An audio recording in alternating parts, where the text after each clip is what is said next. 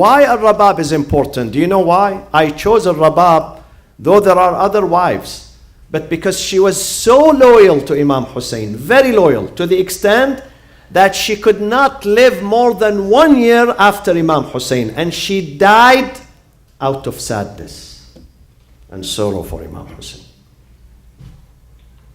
When Imam Husayn was murdered, she came to his grave. She sat there without shade. They would tell her, at least have a shade, sit under a shade. She said, La. Ba'da Abi Abdullah, after the martyrdom of my leader, my master, I would not sit. I made a vow that I would not sit under a shade. I will sit under the sun. How can I sit under a shade when I saw with my own eyes the decapitated body of Imam Husayn laying on the floors of Karbala? I cannot do that. She was very loyal. So she moved with him to Kufa, back to Medina, and then back to Iraq in the caravan. And then she saw something that no mother, no human being can tolerate. On the eve of Ashura, on the day of Ashura, Imam Husayn comes to the enemy and he asks them, Ya qawm, in kana li dhanbun, fama dhanbu hadha al-radib. If I am guilty, if you look at me as being someone guilty, okay, and you are after me, then what is the guilt of this baby boy? ألا ترونه كيف يتلظى عطشا. He's suffering from thirst. Give him some water. And there was a debate between the army. Some people say yes, some people say no. While they were debating, Harmala ibn Kahil, he said, I saw it's a good time to put an end. اقطع نزاع القوم. Umar ibn Sa'd, the commander of the army, said, Ya Harmala, اقطع. Finish this debate. Kill the baby.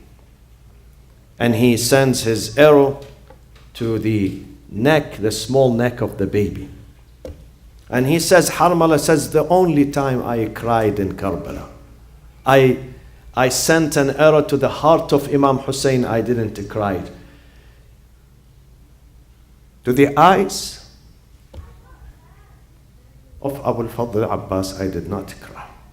But when I sent my arrow to this baby, the baby was fluttering like a bird.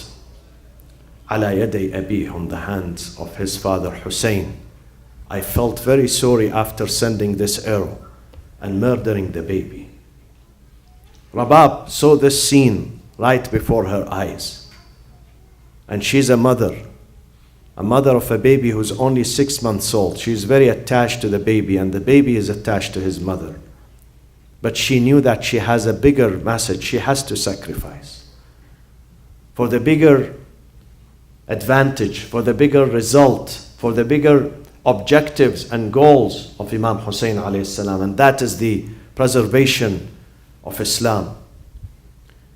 And then the family was taken captives from Karbala to Kufa, from Kufa to Damascus, from Damascus to Medina. And Rubab alayhi salam was part of that caravan. But then she said poetry throughout the route from Karbala to Kufa, from Kufa to Damascus. Wa Husaynan fala nasitu Husayna. I would not forget Imam Husayn. I would never forget him. Wa Husaynan fala nasitu Husaynan. أقصدته أسنة الأعداء غادروه بكربلاء صريعا لا سقى الله جانبي كربلاء. She was even reluctant to drink water after the martyrdom of Imam Husayn. Even reluctant to drink water. Whenever she drinks water, they force her to drink so she can survive. She would cry. She mixes her tears with that water that she drinks. And then she moves to Damascus, and you know they suffered a lot in this journey. They were physically abused by the army of Bani Umayyah. All the women, the children of Imam Husayn were physically tortured and abused, verbally abused throughout this journey. When they arrived in Damascus, Yazid ibn Muawiyah, he thought that he's going to score his biggest victory against Ahlul Bayt, against Imam Husayn. And since they are captives in his courtyard, he's going to reprimand them, he's going to curse them, and the community, Muslims, are going to stand with him.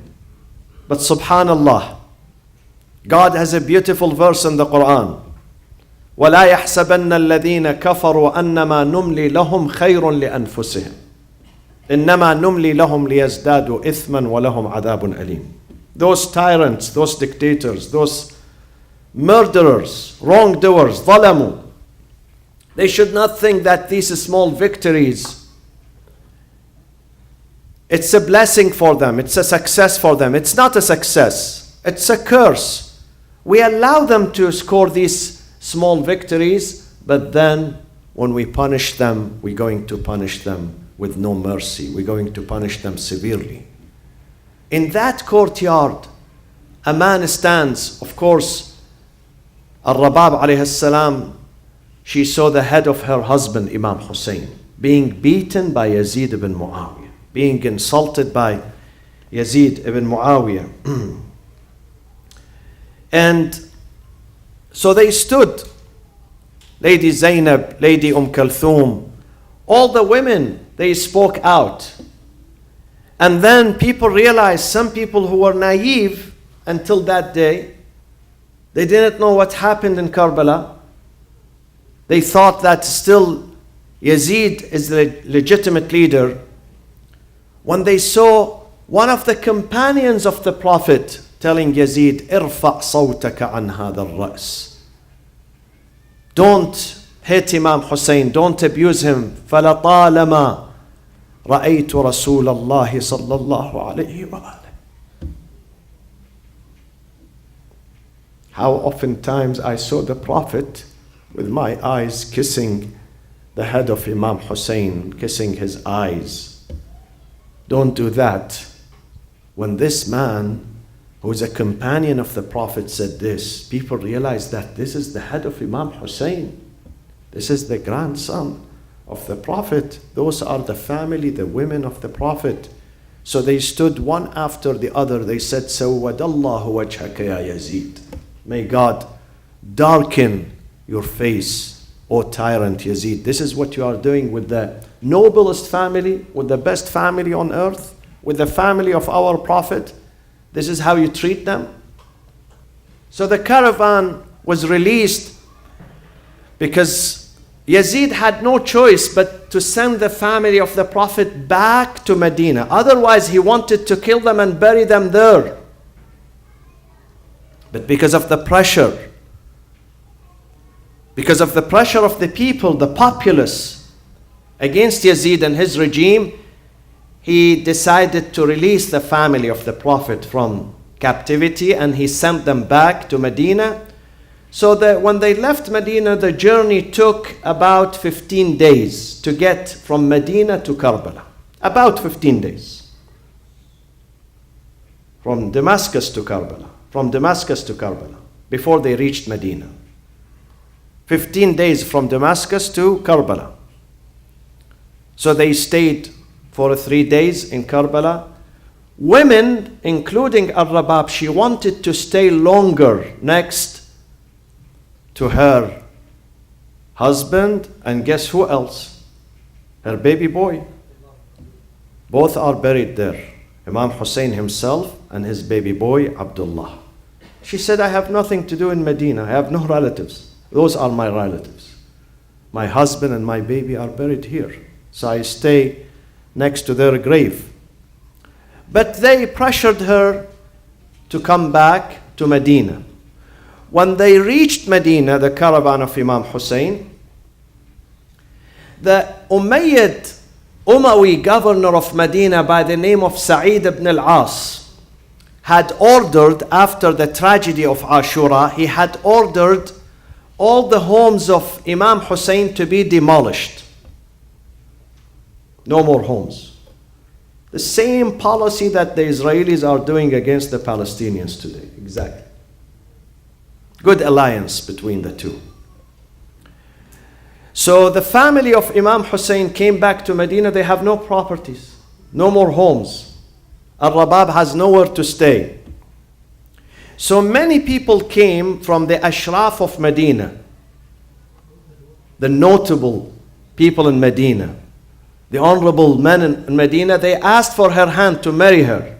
Now that your husband is dead, we are ready to shelter you, to give you, a home, a place to stay. She said, she refused. She said, it is impossible. It